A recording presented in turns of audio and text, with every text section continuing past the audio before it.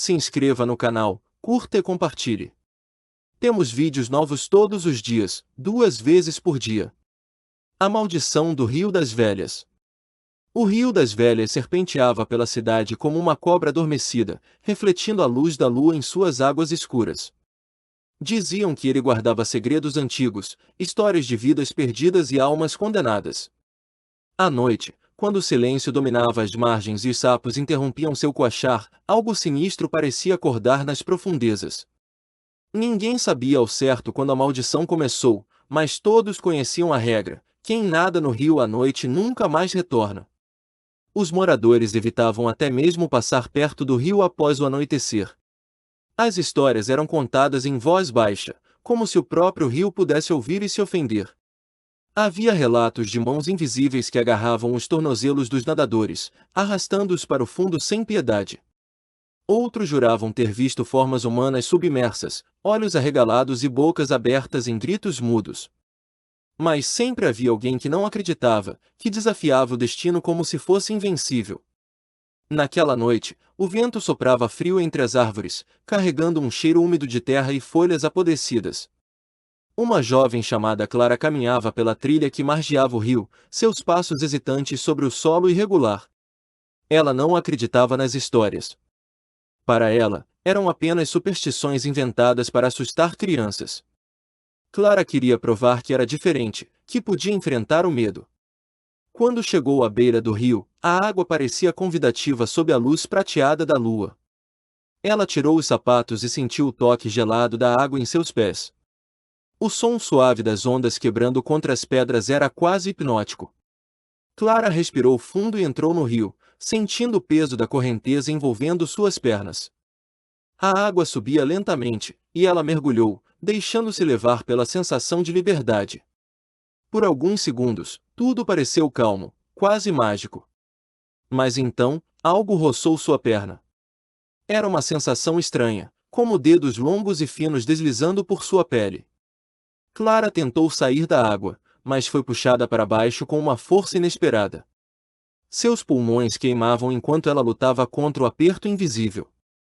Ao seu redor, as águas pareciam ganhar vida, girando em um turbilhão escuro que a arrastava cada vez mais fundo. Ela não conseguia gritar, o rio a sufocava com sua presença opressiva. Quando achou que não aguentaria mais, Clara viu algo. Formas humanas flutuavam ao seu redor, seus rostos pálidos e vazios. Eram os outros, aqueles que tinham desafiado o rio antes dela. Seus olhos brilhavam com uma luz fantasmagórica, e suas bocas se moviam em sussurros inaudíveis. Clara percebeu, horrorizada, que ela agora fazia parte deles. Não havia escapatória. Acima da superfície, o rio parecia calmo novamente. Apenas algumas ondulações indicavam que algo havia acontecido.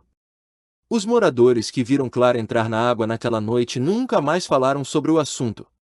Eles sabiam que o rio escolhia suas vítimas, e que questionar sua vontade era perigoso. O nome de Clara foi adicionado à lista silenciosa de desaparecidos, mais uma história para ser contada em voz baixa. Mas o rio nunca fica satisfeito. Ele espera, paciente, por sua próxima presa. Cada noite, suas águas parecem mais escuras, mais densas, como se estivessem se alimentando do medo das pessoas. E assim, o ciclo continua, uma maldição eterna que ninguém ousa desafiar. Lucas era um jovem curioso e teimoso. Determinado a desvendar o mistério do desaparecimento de Clara, ele decidiu investigar o rio à noite. Armado com uma lanterna e uma câmera, ele foi até a margem, convencido de que encontraria evidências que provassem que tudo não passava de um mito.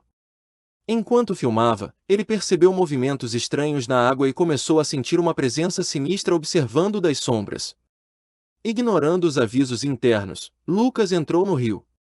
No início, tudo parecia normal, mas sua câmera registrou algo inexplicável, figuras translúcidas emergindo das águas, cercando-o. Ele tentou correr, mas suas pernas ficaram paralisadas, como se o próprio rio o prendesse no lugar. Dias depois, os moradores encontraram os vídeos gravados por Lucas espalhados pela margem. Neles, era possível ver o momento exato em que ele desapareceu, engolido pelas águas escuras. As imagens eram perturbadoras, e os moradores assistiram a elas com terror, reconhecendo os mesmos padrões que levaram tantos outros à ruína. Maria era uma senhora idosa que conhecia as histórias do rio melhor do que ninguém. Sua irmã fora uma das primeiras vítimas da maldição, e desde então Maria guardava um segredo terrível. Ela revelou que o rio não era apenas um lugar amaldiçoado, mas também uma prisão para almas antigas que não encontraram descanso. Havia uma maneira de quebrar a maldição, mas o preço era alto. Guiada por visões que a assombravam desde a infância, Maria decidiu tentar. Ela reuniu objetos sagrados e realizou um ritual à meia-noite, na margem do rio. Durante o ritual, vozes ecoaram das águas, prometendo vingança caso ela continuasse. As vozes se tornaram gritos ensurdecedores, e Maria sentiu o chão tremer sob seus pés. Ela resistiu, determinada a libertar as almas aprisionadas. Quando o ritual terminou, o rio pareceu calmo, mas Maria desapareceu sem deixar vestígios. Alguns dizem que ela foi levada como sacrifício, enquanto outros acreditam que ela finalmente encontrou paz ao lado de sua irmã. Um grupo de adolescentes decidiu fazer uma festa à beira do rio, ignorando os avisos dos mais velhos. Eles riam das histórias e pularam na água, desafiando a maldição. No início, tudo parecia normal, mas logo começaram a ouvir risadas distorcidas vindo das árvores e a sentir mãos geladas tocando suas costas. Um por um, os adolescentes desapareceram, sugados pelas águas escuras. Apenas um deles, um garoto chamado Pedro, conseguiu escapar. Ele correu pela floresta, gritando por ajuda, mas suas palavras eram confusas e fragmentadas. Quando os moradores o encontraram, ele estava catatônico, murmurando repetidamente: "Eles estão esperando." Pedro nunca mais foi o mesmo. Ele passou seus dias sentado à janela, olhando para o horizonte como se esperasse algo, ou alguém, retornar. Sua história serviu como um aviso para os outros, mas poucos prestaram atenção. O rio continuava a atrair os curiosos e os desavisados. Ana era uma jovem determinada que descobriu um antigo manuscrito detalhando a origem da maldição.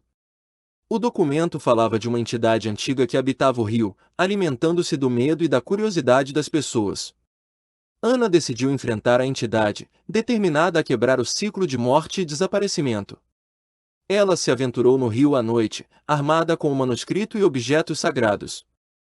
Enquanto avançava pelas águas escuras, ela enfrentou visões terríveis e desafios mortais. Mãos invisíveis tentaram arrastá-la para o fundo, e vozes sussurravam em seus ouvidos, prometendo dor e sofrimento. No momento decisivo, Ana recitou as palavras do manuscrito, confrontando a entidade com coragem. Houve um clarão intenso, e o rio pareceu explodir em um turbilhão de luz e sombra.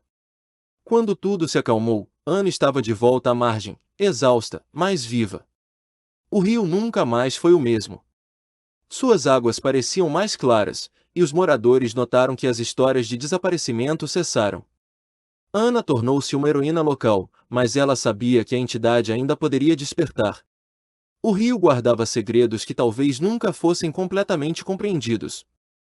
Se você sente que essa história merece continuar sendo contada, considere nos apoiar no Apoia-se.